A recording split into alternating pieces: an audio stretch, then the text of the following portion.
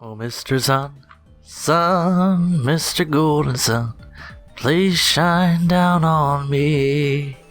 Welcome back to the channel, lads and ladies. Welcome to a late night recording session as per the norm these days, and welcome to Attacker Gameplay. I haven't been in air RB matches for a while. I've really been focused on flying CAS in mixed battles and playing ground vehicles in Tank Realistic. And I realize now what I've been missing.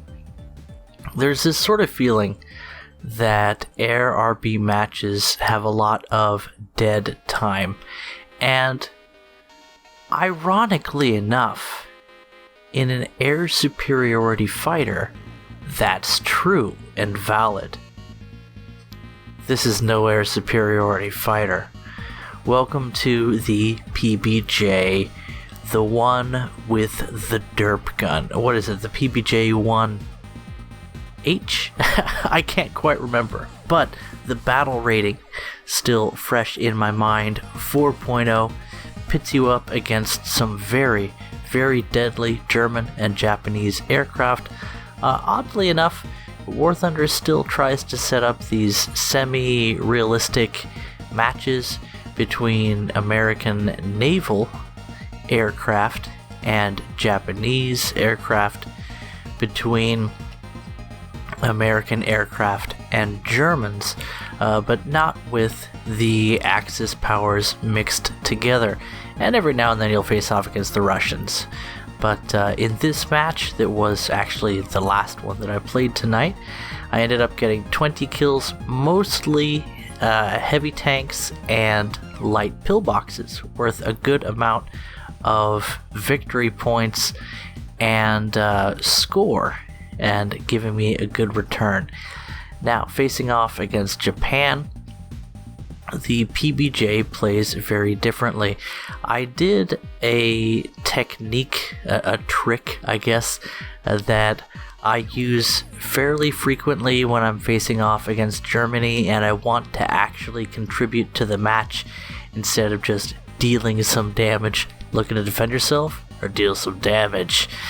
But you don't have to play as strategically against the Japanese.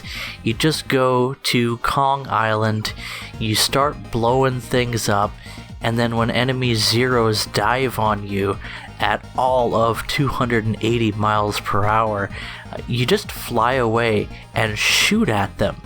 And I'd say about 6 times out of 10, you'll kill 1 or 2 or 3 of them as they try to chase you down, because all you have to do is hit them with 1 APIT and they are up in flames that shall not cease because of the way Japanese fighters are built. And I think that's sort of a balancing factor that as a player of Japanese fighters, I have come to accept. They have exceptional maneuverability, not the best high speeds most of the time, and not the best guns, which makes it much more dangerous with their low survivability to try and take down something like the B-25/PBJ.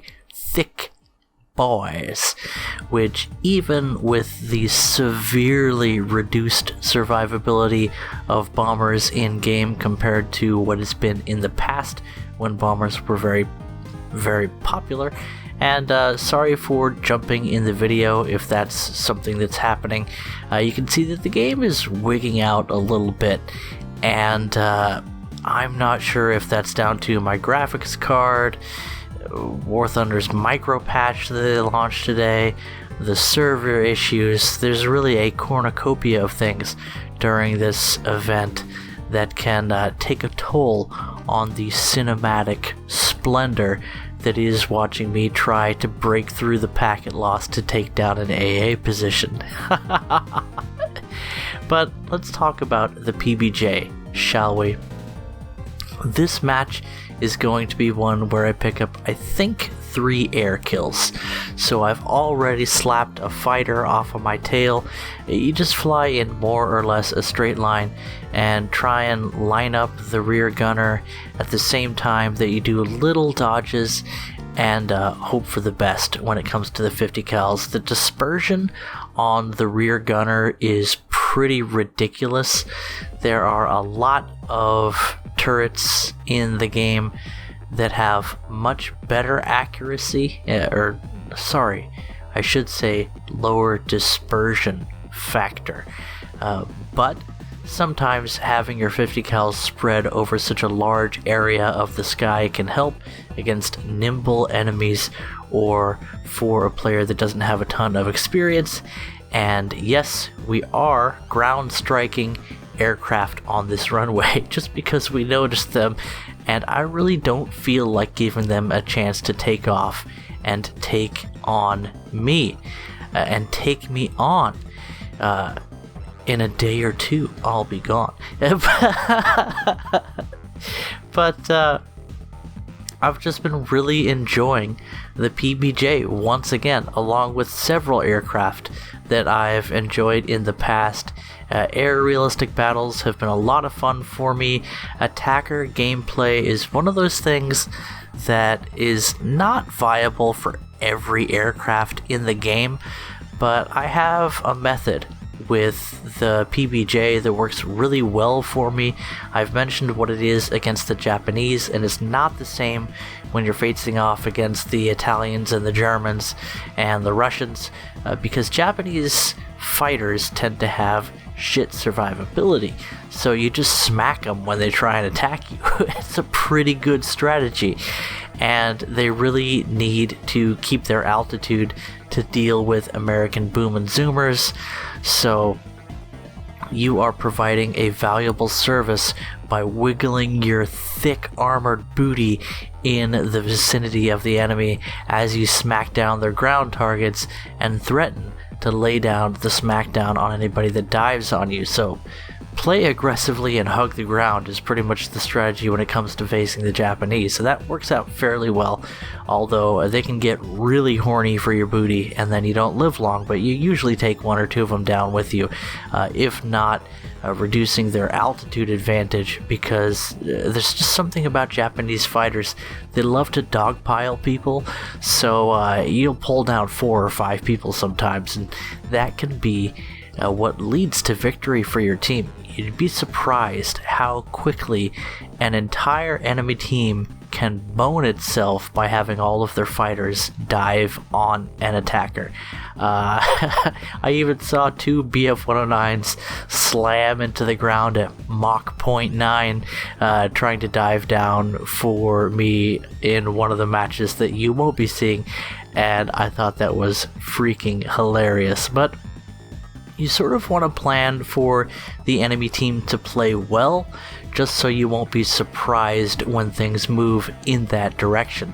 So when you're facing off against more capable bomber hunters, like anything with a German 20mm or anything in the Italian line with a German 20mm, are you seeing a pattern here as we pilot snipe a 0 and bully a Key 67 into the Great Lake of Pacific, trying to get some 75 shots into him. I think 1 or both of his engines are dead. He's barely staying airborne, and we just don't have the precision with the 75 to take down a moving target today. But we do pick up that 4th aircraft kill, something like that. It was a good match for me. In any event, the American team actually got walloped in this one because they didn't use the advantages, in my humble opinion. And this is going to be more of a video about the PBJ in a moment, because I'm going to tell you how I deal with more effective bomber hunters, and that is basically to avoid them. But my team somehow managed to throw away the great advantage that American boom and zoomers have over the Japanese, and we didn't manage to win that one. I also didn't manage to land on a carrier, in case you were wondering. But here we are doing what I do when I'm facing the Germans or Italians, anybody that has better bomber hunting capabilities. And I haven't showed you that what I do is I fly way off to the side at low altitude, vis-a-vis side climbing, only you're actually hugging the ground. And then about 5 minutes into the match, you turn in toward the middle to where you are striking ground targets in the regular locations, whatever's available to you. And God bless the snail every time they give you a map where ground targets are actually spread out and numerous. That is far, far preferable to the times where they shit out, a dozen medium tanks and pillboxes in the center of the map. Where the fuck do you think we're gonna go if we're an attacker? We've got nowhere to avoid enemy interception. It's ridiculous. The bombers get 3 bases, for crying out loud, to target. But I digress. Long story short, you fly at low altitude, so you are difficult to spot, both with the nude eye against your little black pixel, or with the War Thunder pseudo radar system, which may one day see an upgrade. I think that's one of the things that the Spaceballs event showed us, is that they're testing out a simulated 3-dimensional radar view that might end up being seen in a higher tier aircraft. It'd be somewhat controversial to feature that in other aircraft, but well, we'll see. In any event, here you see what happens when we get caught by something that has 20 mils, and that is we fight for our life and we die. This is what happens when you get found. But fear not, that is not going to always be your experience, and you actually have a pretty good, repositioning, dead legs. You have a pretty good chance of ending the match with high activity in an attacker, even if you get taken out early, and that is as long as you've taken down one ground target. Zoom in, shred something, DACA it good, and don't nobody DACA and kerplonk the way the PBJ 1H, you see, I see the name now, can do. And of course, that's because you have, 8 50 cals in the nose, which can all converge on a light pillbox with a ferocity that is almost unmatched, in addition to the 75mm Chaffee cannon that can almost one-shot a pillbox all by itself. In other words, inside of, let's say, 800 meters, you can generally fire a quick burst of 50 cal and 75 that will converge on about the same area and take down a bunker in about half a second. That's pretty cool, and just picking up 150 or so points means you're going to be near the top of your team, even if you get eliminated fairly soon, which is not something that should happen all that often. In fact, I tell you, it's not something that happens all that often if you learn to avoid detection and stay out of the main avenues of enemy advance for the first 5 minutes of a match, and then start your ground attacking run. Trust me, even if your fighters are losing the battle at 6 kilometers altitude against BF-109s and Focke-Wulfs, the 1 or 2 Focke-Wulfs that like to go straight down the middle looking for ground attackers will have either gotten jumped on, by the advancing Americans or tangled up in some other kind of engagement to the point where you can avoid them and just start ground striking after 5 minutes. Comparing that with your typical fighter gameplay, fighter jockeys always claiming to be the true meta of War Thunder, realistic air battles, and having a fairly solid stake on the claim. Even so,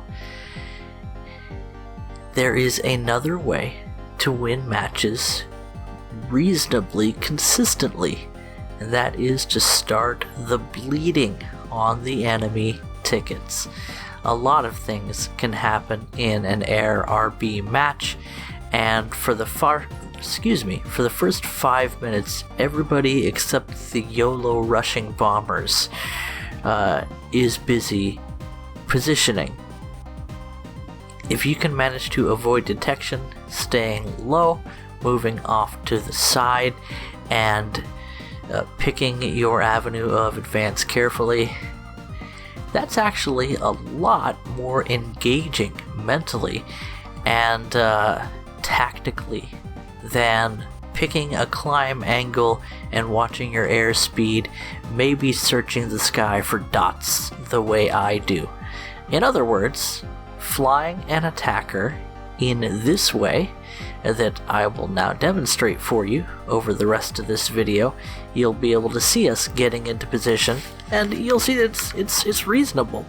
We spawn in an area that not everyone is spawning in. Kind of interesting that we have 2 airfields on this map for each side. I really like that idea, and honestly I'd like to see that for every map. Give us 2 main airfields. It'll reduce the amount of times that bombers wipe out every airfield and win the match that way. I would rather prefer to give everybody more of a chance to play the game than having 4 ME-264s come up and America bomb you into oblivion within the first 7 minutes of a match. And to that extent, I fly interceptors a lot, and there might be 4 America bombers at the beginning of a match, but there generally are not 4 of them left after about 5 minutes if I'm playing right as a P-38, which big game hunting. I think I've already put up the old Monster Hunter montage on the channel. That is a lot of fun for me as well. It's something that, again, you're climbing, but I'm searching for dots. I'm thinking about, okay, what are those dots? How am I going to set up my attack run?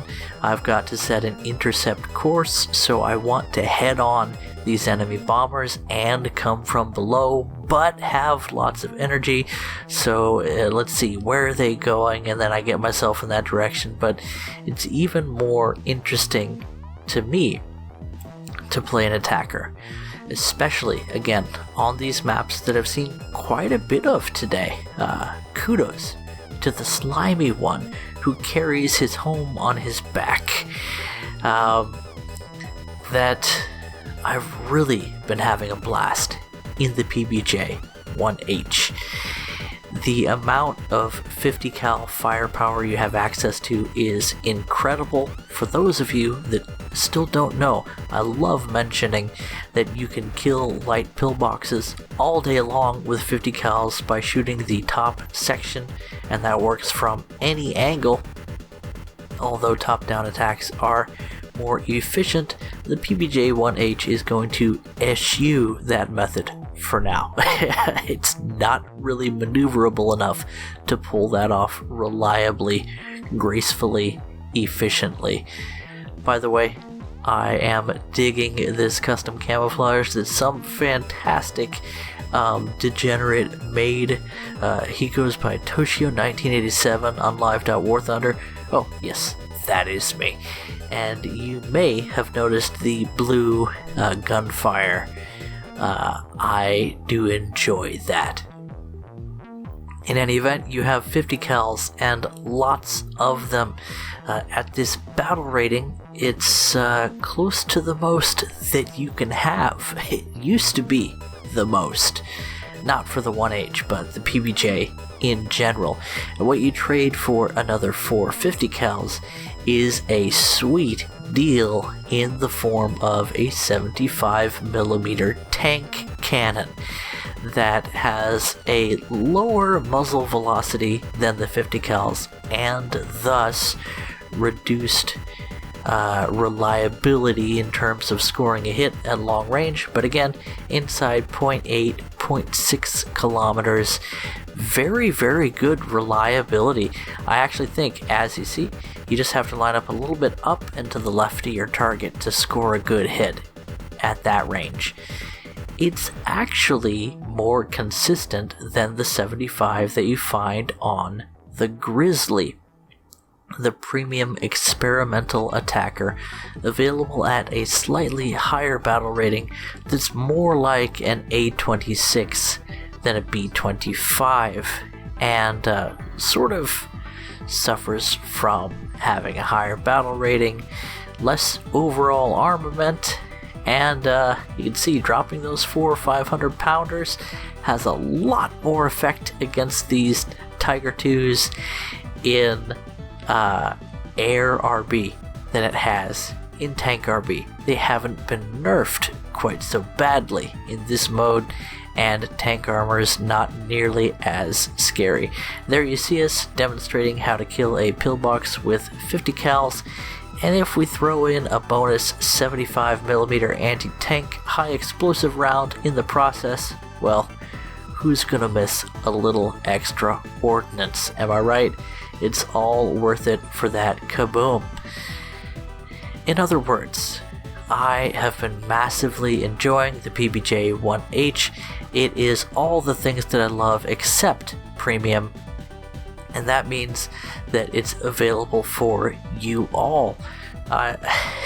If I had to research anything in the American tree around this thing's battle rating, it would make sense for me to put a talisman on this thing just out of principle, just because it's so fun for me.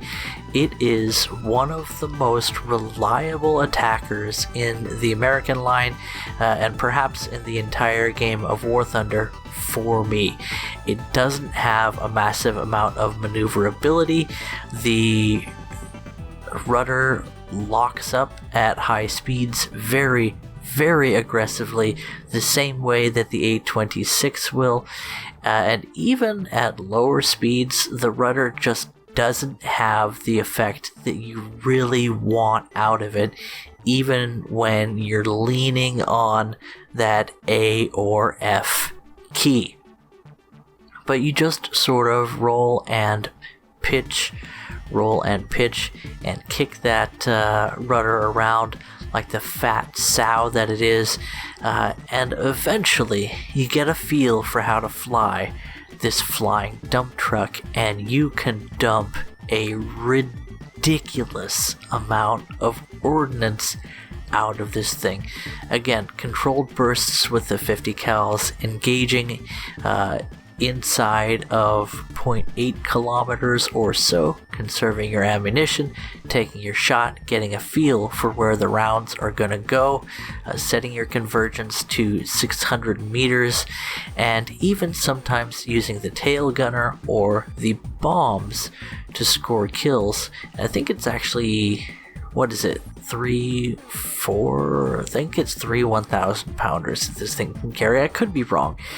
In any event, it's a good loadout of ordnance overall. You can get an incredible number of kills against soft and hard targets, and the fact that you have that 75 really brings the PBJ 1H over the top, in my opinion. I like the 1H as well. The amount of 50 cals you have is fantastic, but I'll take that 75 any day. It does take some learning, but it's just so dang satisfying, and it's less common that you get kills in tank RB because there's a lot of mechanics that work against you, chiefly being the mobile nature and the quick responses needed in mixed battles compared with the relatively static nature of AI targets in ARB.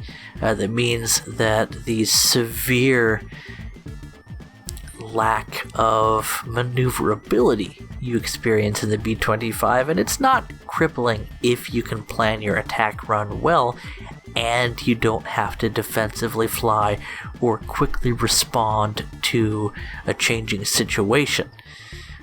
But it really hurts the B-25 in mixed battles, especially considering the battle rating of this aircraft, the fact that matches are a lot closer together, the terrible amount of damage that a whirlwind can do against you in a very, very brief window of opportunity against your very large profile. A lot of things combine to make the PBJs a lot more fun in ARB for me. But again, you need to avoid detection for the first 5 to 7 minutes of a match, and then it's time for an attacker to play. On the other hand, you could be bold and go straight for those ground targets, and you'll usually be able to pick up 1, 2, 3, 4, and maybe shoot 1 or 2 fighters off your tail if you're having a really good day. But that's rolling dice. And I don't like random. I like reliability. And I've had a lot of matches like this one today, as long as I do what I mentioned.